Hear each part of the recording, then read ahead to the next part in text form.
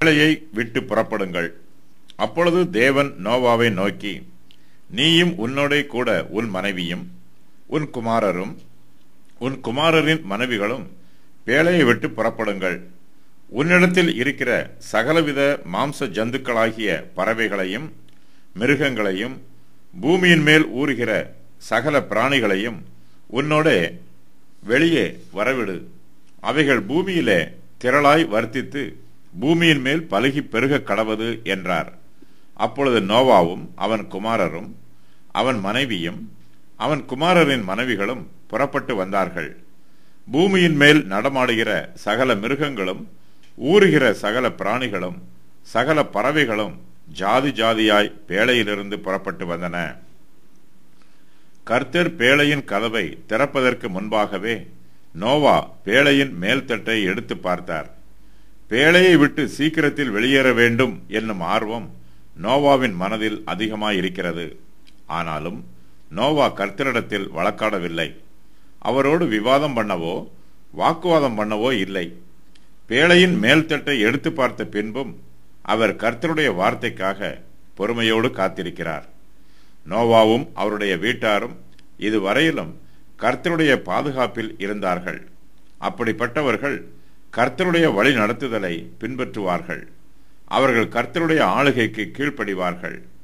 கர்த்தர் நோவாவை பேழையிலே அதிக நாட்களுக்கு தங்க வைத்தார். ஆனாலும் ஏற்ற வேளை வந்தபோது கர்த்தர் நோவாவை பேழையை விட்டு வெளியே வர அனுமதிக்கிறார். தேவன் நோவாவை நோக்கி, நீயும் உன்னோடே கூட உன் மனைவியும் உன் குமாரரும் உன் குமாரரின் மனைவிகளும் பேழையை விட்டு புறப்படுங்கள் என்று சொல்லுகிறார். கர்த்தரே இதற்கு முன்பு நோவாவை நோக்கி பேழைக்குள் பிரவேசியுங்கள் என்று சொன்னார். கர்த்தர் இந்த வாக்கியத்தை சொல்லும்போது அவரும் நோவாவோடு கூட பேழைக்குள் பிரவேசிக்கிறார். இப்போது கர்த்தர் நோவாவை நோக்கி பேழையை விட்டு புறப்படுங்கள் என்று சொல்லுகிறார்.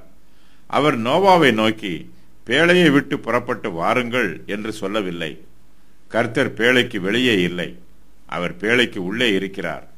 நோவாவோடு பேழைக்குள்ளே போன கர்த்தர் நோவாவையும் அவருடைய வீட்டாரையும் பேழையிலிருந்து பத்திரமாக வெளியேற்றும் வரையிலும் பேழைக்குள்ளேயே இருப்பார். கர்த்தருக்கு நோவாவின் பாதுகாப்பு முக்கியமானதாய் இருக்கிறது. கர்த்தர் நோவாவை நோக்கி, உன்னிடத்தில் இருக்கிற சகலவித மாம்ச ஜந்துக்களாகிய பறவைகளையும் மிருகங்களையும் பூமியின் மேல் ஊறுகிற சகல பிராணிகளையும் உன்னோடே வெளியே வரவிடு. அவைகள் பூமியிலே திரளாய் வர்த்தித்து பூமியின் மேல் பலுகி பெருக கடவது என்று சொல்லுகிறார். அப்பொழுது நோவாவும் அவருடைய குமாரரும் அவர் மனைவியும் அவர் குமாரரின் மனைவிகளும் புறப்பட்டு வருகிறார்கள்.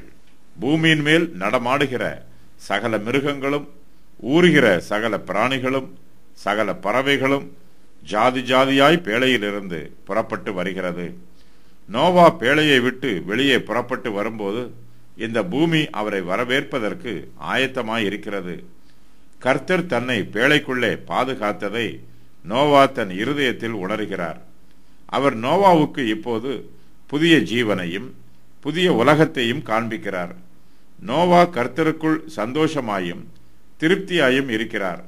நோவாவுக்கு கர்த்தரை பற்றி குறை சொல்ல ஒன்றுமே இல்லை. நோவாவும் அவருடைய வீட்டாரும் பேழையை விட்டு உயிரோடு வெளியே வருகிறார்கள். நோவாவோடு பேழைக்குள் பிரவேசித்த எல்லா ஜீவன்களும் ஜாதி ஜாதியாய் பேழையிலிருந்து புறப்பட்டு வருகிறது. நோவாவோடு பேழைக்குள்ளே போன காகமும் புறாவும் மாத்திரம் இப்போது பேழையை விட்டு புறப்பட்டு வரவில்லை.